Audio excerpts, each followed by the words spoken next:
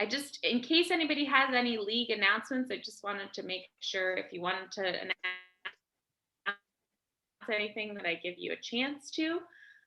But otherwise, I will introduce our lovely speaker tonight. I am so grateful that Susanne has been willing to speak with us tonight as a group. I'm just going to go over her bio and then we can all introduce ourselves. And I'll introduce myself first. I'm Caitlin Berger. And I would say where you live. Generally, I live in the city of Boston, and I've been in the league since 2011. So why don't we go through everybody else, and then I'll introduce Susanne. So Sarah, if you want to go next. Hi, I'm Sarah Manigo. I live in North Andover, Massachusetts, and I'm on the advocacy and DEI committees this year. Go for it, Pendry. Hello, I'm Pendry. I live in Cambridge. I live in Harvard Square, and I actually work also at Harvard in finance for the real estate group. So very interested in transportation in Cambridge. All right, Alex. Hi, I'm Alex Carambelis. I'm a transfer this year, and I live in Somerville. Awesome. And Elizabeth. Hi, I'm Elizabeth. I live in Watertown, and it's my 4th year in the league. Awesome, great. Well, it is my pleasure to introduce Susanne Rasmussen, the Director of the Environmental and Transportation Planning Division in the Cambridge Community Development Department. She has 20 years of experience in the implementation of environmental policies and programs. She is responsible for climate change mitigation and resiliency planning, including engaging residents and businesses in this effort. She oversees the development of new energy and transportation policies and the implementation of a variety of programs and projects in the areas of energy efficiency, renewable energy, multimodal infrastructure, and transportation demand management. We are so excited to have you here tonight, and I can't wait to learn more about your story. So I'll pass it over to you, and then at the end of the session, we'll open it up to questions. Great. Thank you, Caitlin. And thank you to everyone who showed up tonight. It feels so self-indulgent that I just get to sit here and talk about myself. I do a lot of public speaking, and very unusual to actually get to talk about me, but so thank you for your interest. So I'm gonna take I'm hoping like around 20 minutes and just give you some background, and then hopefully we can get into Q&A, and I'm also happy to elaborate at length on anything you want me to talk about. So I'll start by saying that I am an immigrant, and by this time of my life, I've lived approximately half my life in Denmark and half my life in the United States. And it very much influences me to have had that experience growing up in Denmark, and it continues to influence me tremendously. My family all still live there, and I go there often, 2 to 3 times a year. And as you probably know, Denmark is a country that prides itself by its high degree of environmentalism and community engagement, and those things are very useful in my job. And in many ways, my home country is sort of a model for what we're trying to achieve here. So I came from a very small town, like just a couple of thousand people, and my parents came from very modest backgrounds, either sort of farming or working class. But they were unusual in the sense for their time. I mean, they were both born in their 20s. And they were unusual for their time in that they were very internationally minded, even though they never lived in a place more than a couple thousand people. My dad was in the merchant marine and has probably been to as many countries as the Secretary of State of the United States in just a short period of time before they got married. And my mom very unusually decided just after World War II to travel to and work in England, and she met people from other parts of Europe, and she traveled there. So I always grew up with a very big focus on that the world is a really big place and it's very interesting and we should go and experience it. So that influenced me a lot. I would also say that I was influenced by being born only 15 years after the end of the Holocaust. And my mom's best friend actually is a Holocaust survivor whose whole entire family was killed in Auschwitz. And so my thinking about how to be in the world was very influenced by Denmark's role in the Holocaust and being oriented towards other people who think differently or are different, and it was something that I was very proud of growing up, that I was part of that background. So another really big influence was that my dad, after being in the Merchant Marine, got an associate's degree of engineering and always did technical work. He was an entrepreneur, so he very much had he had his own business for a while, but then he became head of a district heating plant in my town. So I grew up with that energy, technical focus. And my brother, who's 4 years older than me, also has a bachelor's degree in engineering and also worked in the energy sector. So I grew up very exposed to technical work. And I would say, even though my dad was very conservative in many ways, I always had the freedom to be a technical woman. There was never any like, oh, you shouldn't do that. So, and I was very exposed to it. So it was very easy for me to see both technical work, as in my dad had a small factory. So it's very easy for me to understand technical work on the ground, like seeing how things are made, but also because my brother studied engineering. And so it's easy for me to see, okay, well, it's not really that difficult and not something to shy away from. So I was always focused, wanting to have do some kind of technical work. And I won't bore you with all the iterations of what I was thinking I was going to do with that, but I had the freedom to be a woman in a technical world, but I also had the freedom to travel. So when I was 18 and I graduated from high school, I'm like, okay, I'm just going to go around Europe by myself. That's all right with you, right? And they were like, okay, yeah, sure, go. So I did, I had a lot of opportunity to become an independent person and take risks. And I would say much of why I'm here is because I took a lot of risks, and I didn't see them as really a lot of risks, but and I would say once I became a mom, that became much harder to do. There was a big change in terms of what I was willing to do in terms of risk taking. But some of the things that I did growing up was horse racing. It's a very risky business, but I did thoroughbred racing. As I mentioned, I travel alone. So a lot of exposure to like having to take on things that are challenging and do them by yourself. So one of the crazy ideas I got as a young person was, after high school, that I should combine my interest in travel and horses. So I dreamed up this idea that I should go to Tennessee and ride Tennessee walking horses.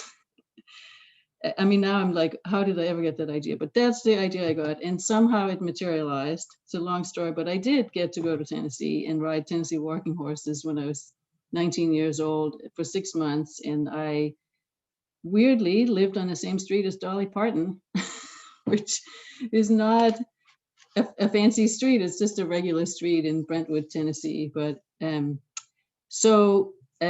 I already had an opportunity to experience the United States before I went to college. So I went back and I started college, and I went to a very new university that was only 10 years old. And it was unusual in that it was project based. So it very much emulated how we actually do work. So we did have to take like classes in like all kinds of hydraulics and statics and all that stuff, mathematics, but we had to do projects with a group of people. Every semester, you had to complete a whole technical project. And so I would say I learned very early on, like as a 20-year-old, how work actually works, because very rarely do you get to sit on your own and just do it all by yourself. So it was a really, really good education to get. And now it turns out my university in Denmark is now considered like the top 3 technical universities in the world. So they really made something out of what there was. But so, one of the themes I sort of wanted to bring up is that you don't know what you don't know. And I certainly did not know there was such a thing as city planning. I had never heard of city planning. I grew up in a small town, so it would never have occurred to me to study city planning because I'd never even heard of it. I didn't. And because the way this university worked was it was sort of a 3-tier system where you start with a basic technical education and then you start branching out and you can get a bachelor with a certain concentration. So in my case, it started branching into civil, environmental, and planning. And then you could continue on and get a 5-year program, which is a joint Bachelor of Science master's degree. So I realized that planning was really interesting, and I got a joint degree in civil and city planning. But it didn't actually happen that directly, to say the least, because after I'd been there for 4 years, I was very interested in planning for developing countries, and you couldn't study that in Denmark at the time. And so I got this idea that what if I could convince my program to give me credit if I went to a university in another country and studied planning for developing countries. And this is where I want to bring in another theme, which is sort of serendipity, because it turned out that, so I started thinking, okay, well, I speak English and people in Denmark just speak English because we learn very early on and all our textbooks are in English. And so I was going to go to some English speaking country and I thought for sure I would go to the UK. But then my professor said, well, there's this university in the US and it's called the Massachusetts Institute of Technology, and they have a really good planning program for developing countries. And I'm like, oh, okay, well, I have to tell you, like, I did not have any idea what MIT meant. Like, I'd never heard of it. He said it was a good place, sounds interesting. I'd been in America, I had enjoyed that. So let me just try that. It was $50 to apply, so wasn't really a big risk. I was 100% certain I would study in the UK. But the way things work is that in America, you apply way earlier than you do in the UK. And so by the time, I had never even submitted a single application. I'd done all this research about all these universities in the UK, but I'd never submitted an application before I got a telegram from MIT saying I was accepted. And tuition was $15,000, and then there was living expenses for a year. I thought I was only going for a year because I was going to just get the credit. So I was like, okay, well, started applying for every grant application I could possibly find, and miraculously, I got 8 different grants, and I was able to actually go. And I came over. I had gotten a travel grant from Fulbright, not like a scholarship. Don't think I got a scholarship. I got a travel grant, it's much less. But they send you to Minnesota for 3 weeks to like sort of get America 101. So I was there with all this, like all the Fulbright for that year. Like it's really actually very exciting, 135 people from all over the world. And I remember going to we would go to like a club or something, Prince's Club, of course. And people would say, they would ask me, and I was like, oh, I'm going to MIT. And they're like, you must be a genius. I was so horrified because I thought I had gotten myself into this thing that was completely not going to be a success because I knew I wasn't a genius. So, but in any case, so I ended up spending a year at MIT, and it was really amazing, and we can talk more about that if you're interested. But then I, like many others, ended up meeting somebody, and now is in trouble because what was I gonna do?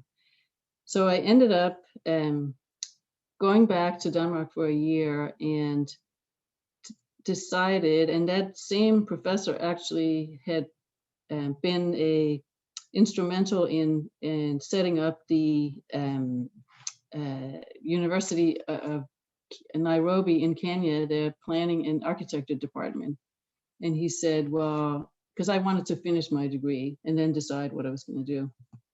And he said, you could go there and like do your thesis on something. So I ended up going to Kenya for 3 months doing research for a master's in low-income housing implementation in Nairobi, which was enormously fascinating and one of the best experience I've ever had. But ended up coming back and finishing MIT because I ended up moving here, and it wouldn't make sense not to. Like, if you're like 2 semesters away from a master's from MIT, you should do it. So I did that. So now I have this master's degree from MIT in city planning for developing countries. But I frankly had been not that, I had really gotten very, very major second thoughts about the role I could play in developing countries. But I sort of thought, well, maybe I should actually try it, but it's not a job you can get if you're in Boston. You have to be in Washington or New York. It's not. So I was like, okay, I need a job. So I just started looking for jobs, and it was actually a problem because my resume looked very international.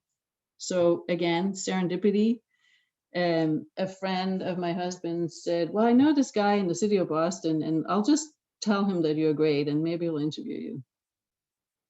So long story short, I've worked in 2 municipal governments. So I worked for the city of Boston for 3 years, and I had like the best job for somebody who moves to America because first of all, it was very much the case that they would just people would come into my office and say, well, I need you to be in charge of hazardous waste testing of all the property that the city acquires through tax foreclosure.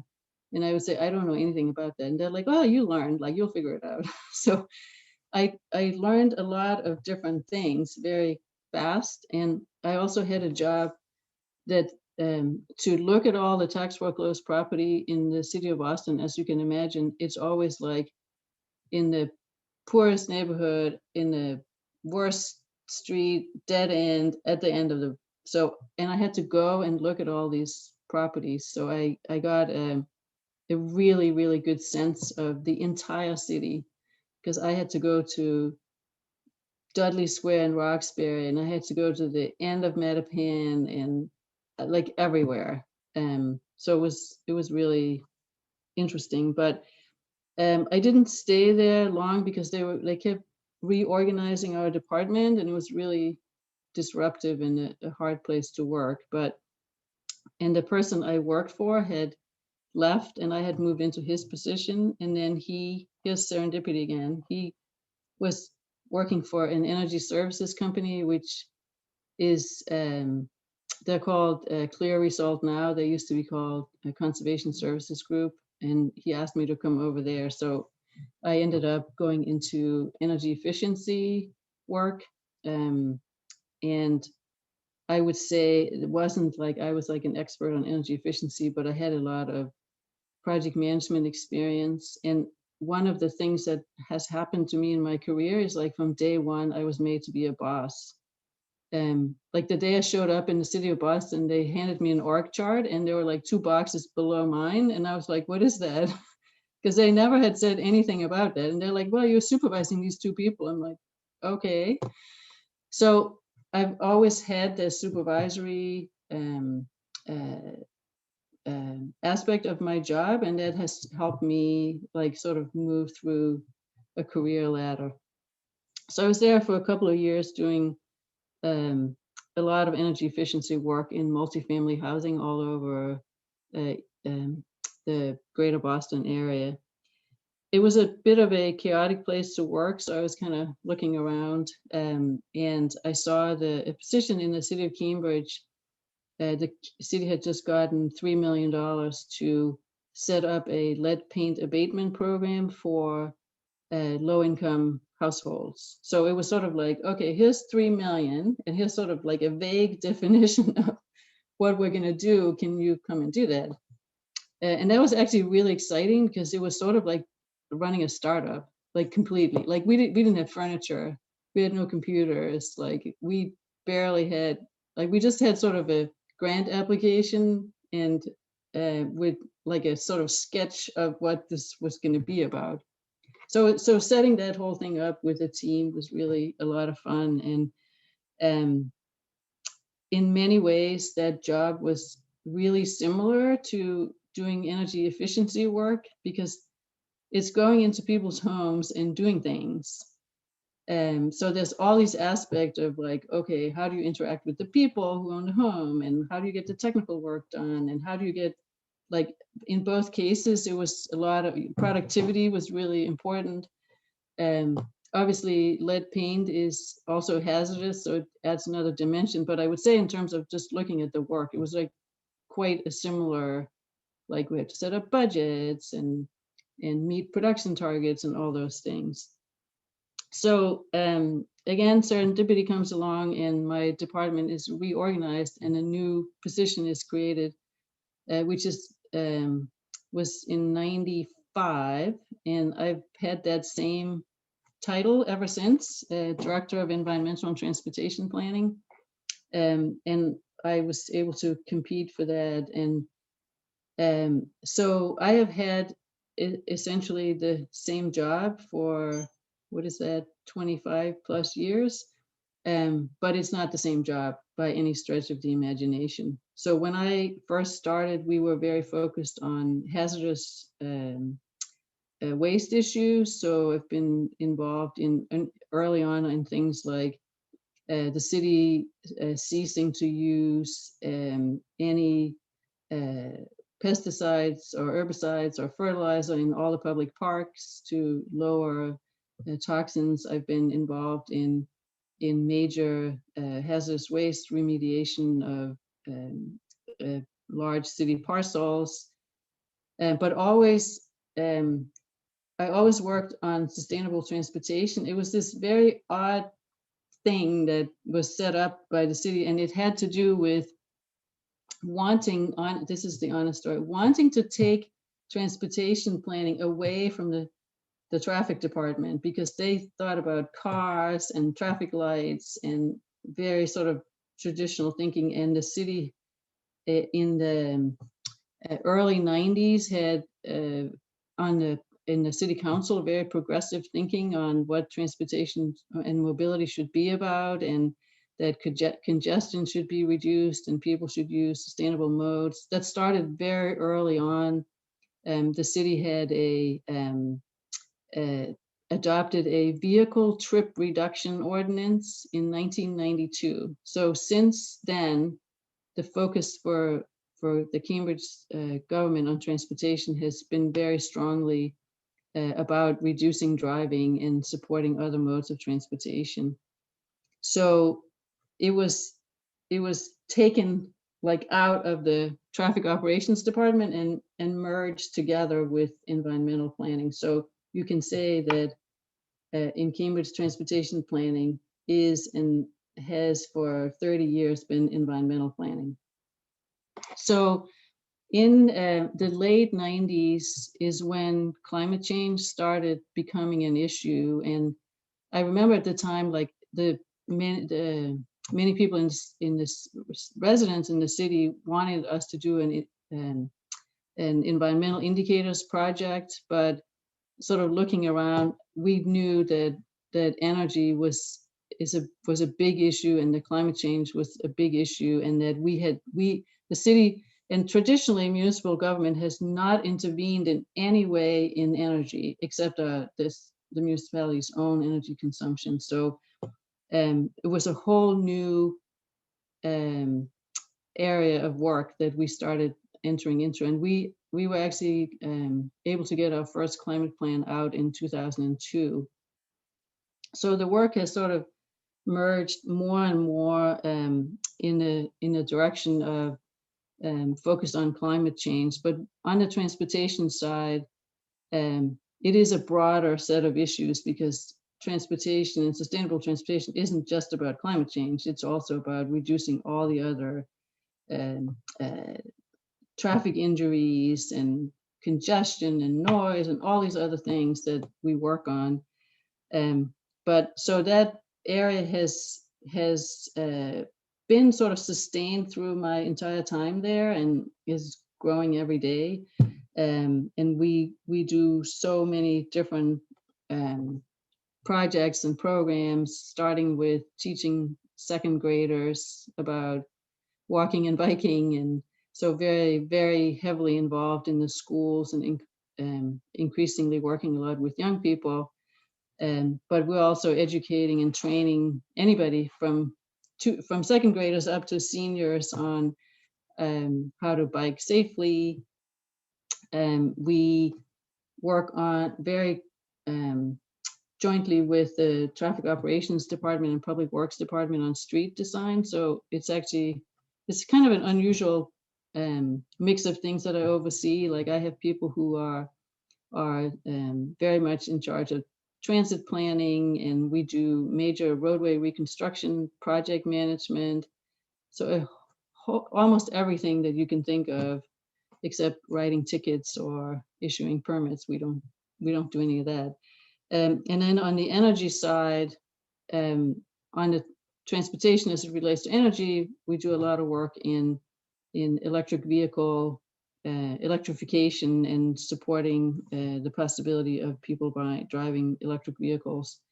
But then mostly we're focused on building both energy efficiency and renewable energy. And so my group, and I should say there's 14 full-time staff in my group, and we have the responsibility for overseeing the city's climate plan overall, and then policy projects, programs in sustainable transportation and energy.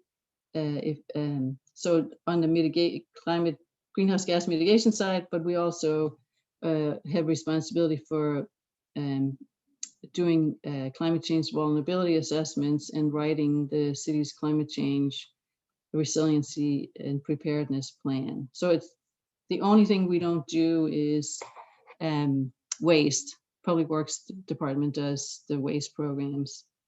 So I guess just two things I wanted to say before I wrap up. One is, in my job at the municipal level, you do a lot of policy making, but you also have to get it done. So the reason why I've stayed for all this time, and I could tell you, when I was at MIT, like, people would really, like, municipal government was like, not for me. I want to go to the UN, or like, so it's kind of looked down on. But at the municipal level, you have to come up with what you're going to do, and then you have to get it done. And you have to get it done not just technically, but you also have to get it done by getting people to agree that you're going to do it. So it's a very satisfying place to be, even if it can be very frustrating and very challenging, because every day you see all the things that you got done. And the only time I don't like that is when I go to parties and people complain about transportation, and they always do, without a doubt. Every time I go to a party, people will be like, so were you responsible for that thing on the corner of Mass Ave and Upland? I want to talk to you about that. So, and you really have to like public involvement, and you have to really believe that it will actually make things better, because a lot of the things that in Cambridge that I've experienced is that we took some really big steps forward because there were pressure in the community to get something done. And oftentimes So for example, like citizens may submit a zoning petition. In Massachusetts, only 10 people are required to, before you can submit a zoning petition that has to be heard by the planning board and the city council. And oftentimes they don't really work, but they, as written, but then they lead to like a sort of a big push forward. And so I see that time and time again where the influence of citizens was really big and could really push things forward.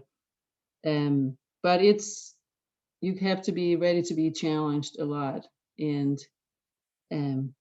we get challenged a lot. I feel like people have been are pretty civil in general, at least they have been towards me, but it's you have to really be up for that challenge. And I've run a lot of public meetings, and it will be a direct challenge, and so you have to be really up for that. But I will finish off with there's so much opportunity for people to be involved in municipal government. I spend a lot of my time in task force meetings and standing committee meetings. Like we have a pedestrian committee, a bicycle committee, a transit committee, and a climate protection action committee. Those are like 4 standing committees that meet every month. We run task forces on a lot of projects. Like right now I'm involved in a 5-year review of our net zero action plan for buildings. And that's a task force that's helping with that. And there was a task force that helped create it.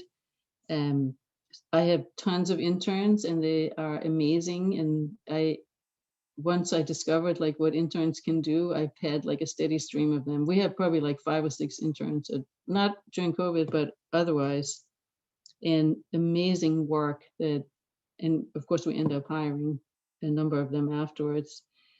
There are, and I was just talking about like my 4 standing committees. If you look at the city's boards and commission, it's like enormous. And of course, the city council meets every week in Cambridge, and there's a tremendous opportunity to at least get your 3 minutes in. You can get 3 minutes every week if you want. So I do think that we have so many meetings that it's almost like overwhelming. We have such a hard time actually finding time in the schedule to schedule another evening meeting because there's already 7 of them, like some other departments. So it's anyone who wants to be involved, there's so much opportunity. So I'll stop there. I went way over my 20 minutes. So. No, that was great. That was perfect. You have such a fascinating story. I loved hearing about it. And I'm so interested in the idea of what you don't know, which is so true. And I feel like this series itself has been kind of eye-opening for me and what I don't know, and learning more. So in the spirit of that, I'll open it up for questions. Feel free to, I think we're a small enough group, if you just want to unmute and jump on in. I have many questions, but we'll start with one. I'd like, so first, thank you so much. It was really great to hear your story, and you mentioned a lot of things that kind of resonated with my own personal path. So I worked on air quality issues in India, and I felt like very much an outsider. So I've kind of stepped away from that and have gone back to air quality in the United States. And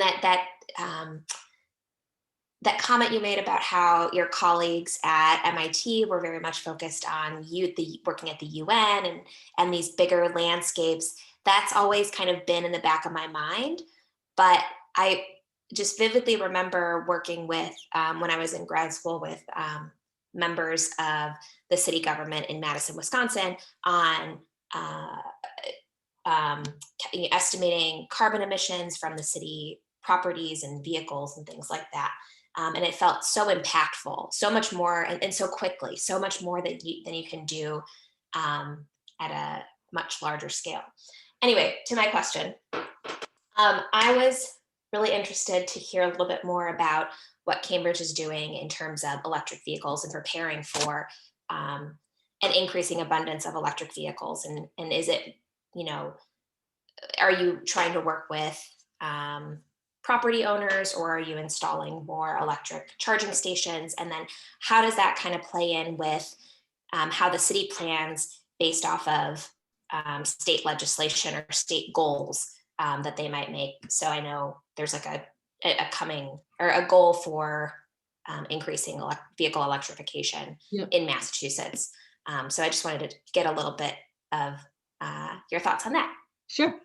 So I started by saying that a very big question in my mind in terms of providing the electric vehicle charging infrastructure is, what exactly should the city's role be, like totally? So I don't really have the answer to that. So we just started at one end, and what we've been doing is, initially we have just been installing charging stations in municipal parking lots. And so we have, I forget we probably have like 20 some in different places of the city now, and each can take 2 vehicles.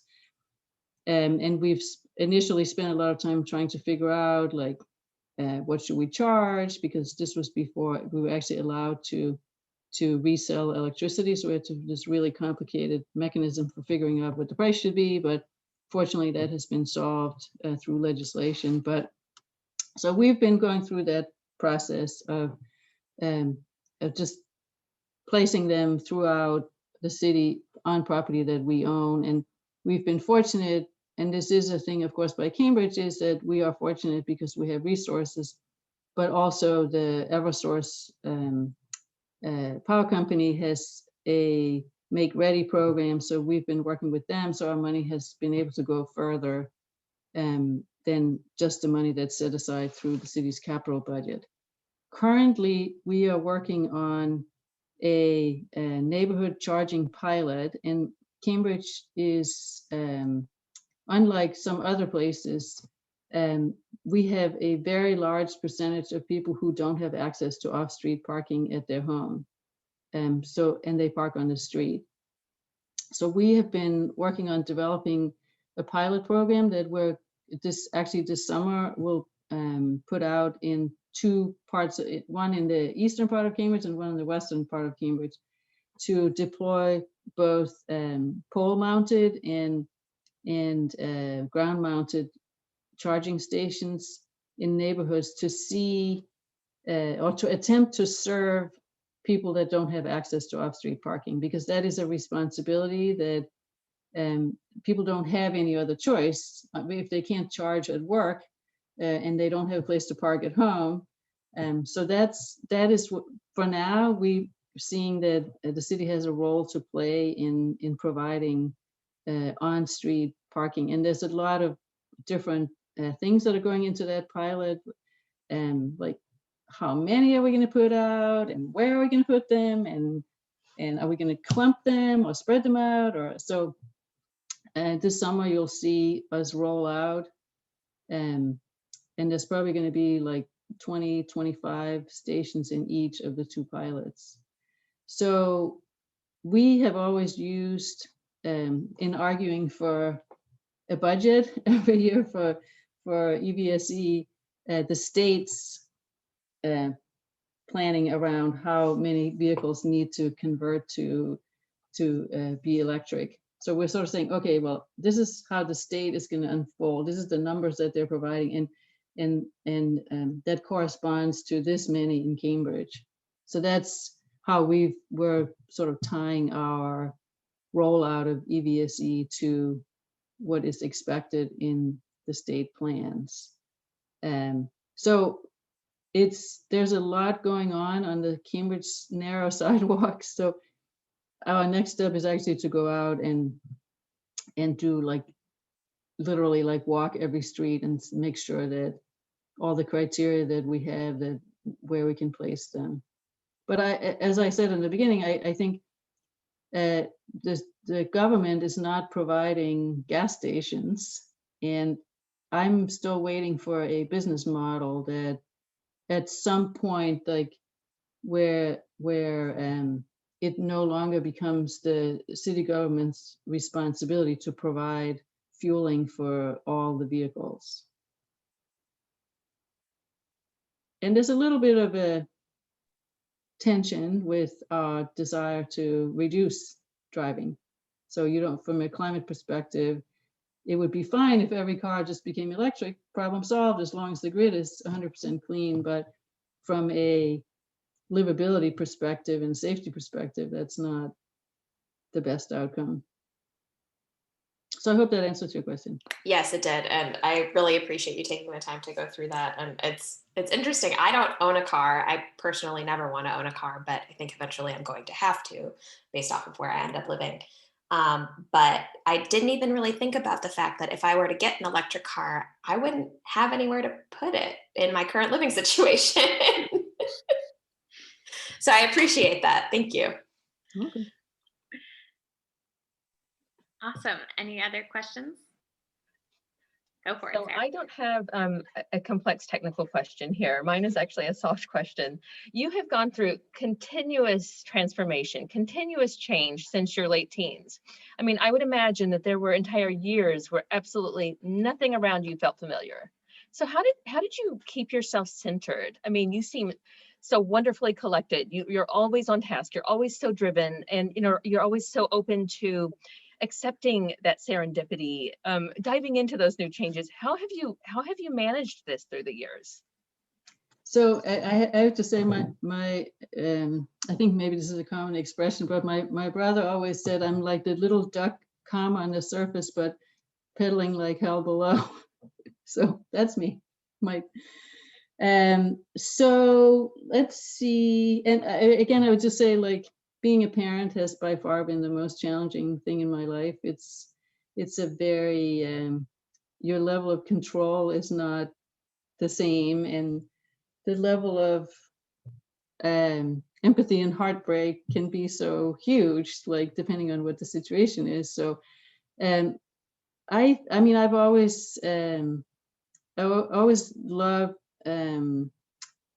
that which is different. Like, so I've always been really interested in other cultures and like experiences in that way, and also even like, and where talking to people and hearing what their experiences are, and that is really something that's very important in my job. Like, it's just fascinates me to the people that have different experiences. And how do I keep center? Well, I have a lot of really great family and a lot of friends. So I think that those social relationships are extremely important to me. And I feel like I have a lot of support in my social network. But it's exciting. I mean, it's exciting when there's new challenges. And I think what I probably like the most, and why this job is exciting to me, is like, you have a challenge, you have to figure out how to approach it. And that's solving climate change. You'll never be out of challenges. I mean, I think for me, that is just why this kind of a job works well for me, because I always love that part. And I love when, like I mentioned, the lead paint program, I love that sort of setting it all up, like, what exactly are we going to do, and how do we put this together, and who's going to play this role, and who's going to play that role. And so I think that it's exciting, to the problem solving part of it, that I've really enjoyed. So, and I think when sometimes things are really hard, like there are times when, like, there's been a lot of conflict in the community, and I think if you get along, if your house is in order, like I love the people I work with. Like, my staff are extremely talented and extremely passionate about what they do. And so if we can just be like, once we function well together, and it's much easier to take on these challenges of people being really mad. And we have a lot of that coming because the city just passed a cycling safety ordinance that requires us to put separated bike facilities on all the major streets in 6 years. And there will be a lot of parking that will have to go away. And there will be a lot of people be really upset. So, yeah, so I think that's probably the best explanation I can give. Well, thank you. I absolutely love your story and every aspect of it. And I am so grateful to you for coming here to share it with us tonight. Oh, you're welcome. I have two questions, actually. One, quickly, if you are allowed to say where you think these pilot programs this summer will happen in West Cambridge, selfishly. And two, your comment about the bike lanes was exactly what I was going to ask. And Massachusetts is seen as quite a progressive place, and even Cambridge within that is wildly at the forefront of some of these issues. And living here and working here, that's something that I've absorbed and take for granted. But a lot of my colleagues who come in, even from other places in Massachusetts, are always complaining about the bike lanes and complaining about, why is it so difficult to, throw something away here? We have 3 different garbage cans, and, comments like that, that a lot of us, I'm sure, hear all the time. What is your typical response when you hear some of these complaints, and how do you try and pivot that towards a more positive conversation? So let's see. So one of it's a big challenge to get everybody to just get on board with this, because depending on people's circumstances, they're not going to ever use any of the other modes of transportation. But I think one of there is a tremendous amount of benefit to people using either walking, biking, or taking transit, including to people who drive, because we I think successfully have used sort of a couple of illustrations that has sort of resonated with people. One is this, and you've probably seen it, where you take 60 people and you put them each driving their own car, and then you put them next to them. So that's like a long line on a street. And then you put those 60 people on bikes, and you see how much space or how little space they take up. And then you put them on a bus, and then so we use those kinds of comparisons so you can move a lot more people, taking up a lot less space when people are using other modes than driving alone. And once a high percentage of people use those modes, then there will be more room on the road. So it's actually not going to typically make it a lot worse when these changes are made. I think the parking is a very challenging one. And I'm a little bit nervous about the cycling safety ordinance, the impact. And for one, this was not something the staff came up with. I think we were all sort of took a really deep breath when through a combination of city councilors and activists, that this timeline of 6 years became the timeline. And we're also struggling to make sure it doesn't hurt transit riders, because that would be super detrimental. Mm-hmm. So, but it is because it doesn't feel as gradual, like the change is going to be fairly significant. But I think in general, there has to be good other options. And of course, if you really prioritize buses, they will move much faster. They will not be stuck in traffic, and they become a really viable option for a lot of people, and you can get a lot of people to use that. So I would say, in terms of, I mean, there's always like a really hardcore where you can't really convince people that this is going to be beneficial to them. But the other side of that we try to talk about is that the amount of the street that has been given over to people who drive alone in their car is extremely high and it has not been, that space has not been fairly allocated by modes of transportation that people use. And it's a challenging message. And I find more and more, or I find often even like friends of mine, they're like, you can't take that parking space to convert it to bicycle use. Those people can just like, well, bike parking, for example, those people can just take their bikes into their apartment and park it there. I can't take my car into my apartment. And it's sort of the idea is that a person who happens to drive does not have a greater right to our common infrastructure than a person who chooses to ride a bike. But that's very ingrained because cars have traditionally had like the vast majority of our streets, which by the way make up a very large part of our cities. So, but the overall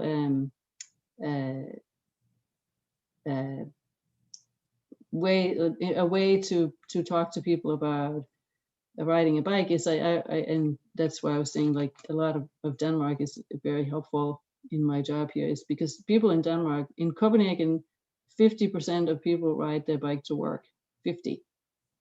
And if you interview people of why do they ride a bike, it's not because they're green or because they want to have exercise or whatever. It is because it's the most convenient.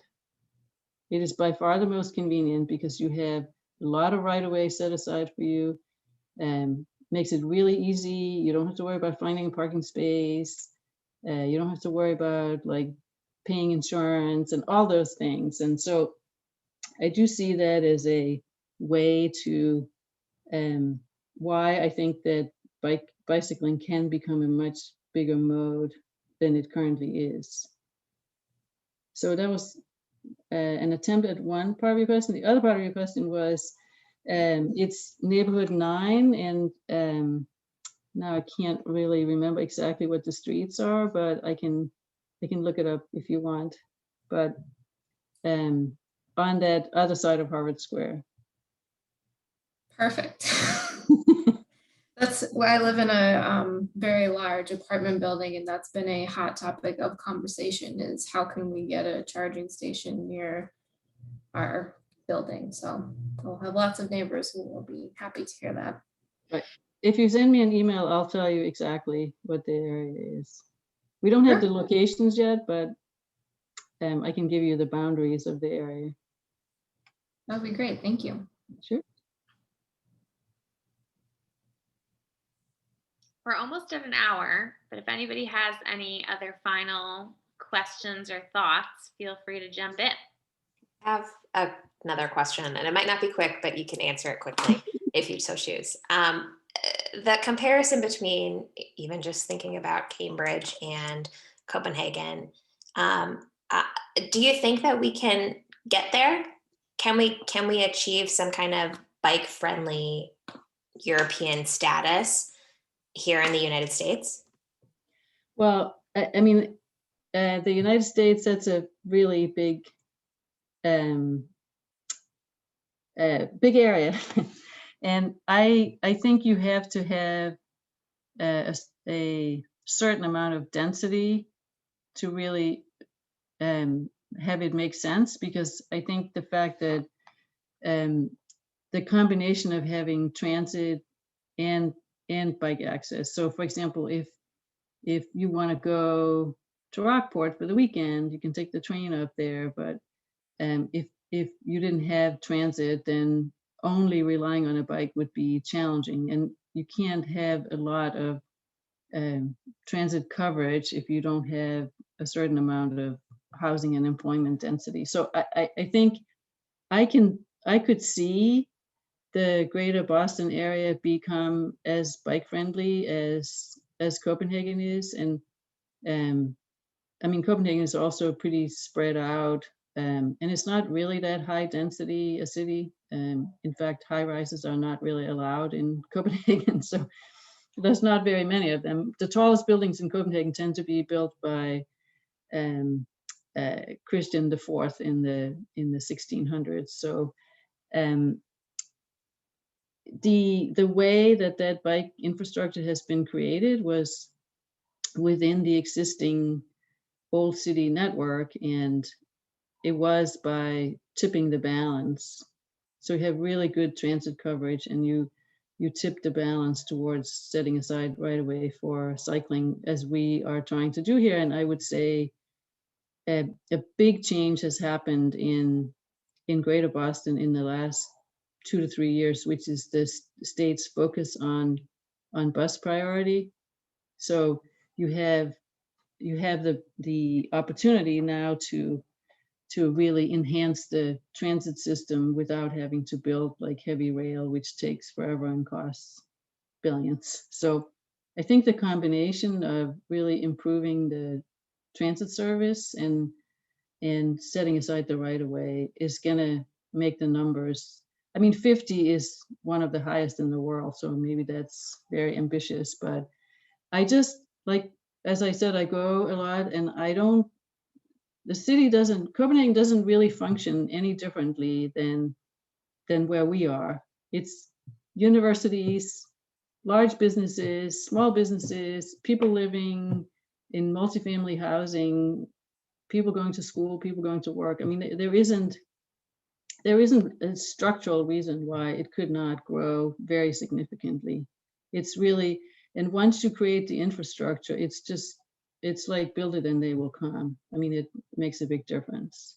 And then we have had this tremendous success with the bike share system, the Blue Bike system, which has been, it's one of the, I think other than New York, it's the second most used in the country, and it is really amazing. And we've seen during the pandemic how because we gave out free memberships to frontline workers, and we also have income-based programs, and we've seen through the pandemic that the ridership stayed high even in the winter. So that's another, the bike share system has really expanded the idea of cycling to a much broader group, and it's like one of the most successful things that we've undertaken in sort of more recent time, other than building a lot of infrastructure. Great, thank you. Sure. And we're on the border with Watertown. We're sneaking some bike and bus infrastructure up to the line with Watertown. No, it's actually, we have a really great relationship with the planners in Watertown, where the Mount Auburn and Belmont Street projects. Yeah, that's the area I live in. And yes, the Lime bikes did not work so well, but I think the Blue bikes will be a lot better. Yeah. Yeah, and it's great. Like I was so happy that when that has expanded now throughout. So I still have not taken a ride on one, so I need to hop on. you must. And here's another amazing thing, which is it's one of the safest things you can do. It's riding a bike share bike, and this is based on national research, is safer than riding your own bike. So there far, I think there has been one fatality in all of America on bike share, and it's, Wow. the crash rates are much lower. And I think, and because we were very concerned initially, because it's like, oh, all these people and all these tourists and people from overseas who've never ridden a bike, and they're going to hop on this bike, and what's going to happen? But I think the bike itself is constructed in such a way that it invites you to ride in a really responsible way. So that's another really great thing, because, like, of course, nobody wears it. Well, not nobody, but a lot of people don't wear helmets when they ride bike share bikes. And so the concern about safety was an issue up front, but it's proven to be a really safe way to travel. I had no idea. Hmm? That's very fascinating because every time I see somebody riding them without a helmet, I think like, oh my gosh, what is gonna happen? That's crazy. So I live outside of the city. The bike share program, how does that work? I mean, how do people, what are they borrowing bikes? I mean, what is that So, exactly? so the system we have and what Elizabeth was just referring to, so we have a docked system, meaning that when you take a bike out, and you can either just buy a ticket for like one trip, or you can have a monthly pass, or you can have an annual pass, and then you can ride for a certain amount of time for free. So it's a point-to-point system. So like, for example, there's one, I live in Cambridge too, and there's a one 2 minutes from my house, and there's one at my office. So I'll just pop over. The city buys memberships for every city employee who wants one, as many businesses do. So I just hop over there, ride the bike to work, dock it over there, and you obviously have to, if there isn't room, then you have to go to the next dock. So it's like, usually you sort of check it out in advance. But so you can either, if you go for a really long ride, you can just go from station to station and never pay for that trip, or you can decide the 250 is okay and you'll pay for it. But so it's essentially, it's like transportation that's available when you want it for one-way trips, point to point. And the system that Watertown and other communities initially adopted was a dockless system, where you can just take the bike wherever it is when you see one, and it's on an app. Both systems are app-based, so you can always see whether there are bikes in free docks. But the dockless system, I would say, primarily didn't work because the company decided that they would much rather do scooters, and they just sort of gave up on. And we own initially the city of Boston, Cambridge, Brooklyn, and Somerville, we own the system, so it's ours. So we have, Lyft, which also provides car rides, and they actually operate it for us. So it's operated by a third-party vendor, but we own all the equipment. And now it has grown. It's very exciting because it grew to all the surrounding communities. So now it's like in Everett and Chelsea and Newton and Watertown, and so it's become much bigger in very recently. And so now you can go very far on the system. That's so terrific. Yeah. I mean, I find like after this, I don't use my own bike anymore because it's just so easy. Like, and you can make the decision on the spur of the moment. Like, I could ride to work, and then I walk home, or I could walk both ways, and then I had to go to a meeting at Harvard in the middle of the day, and I just ride down there and back.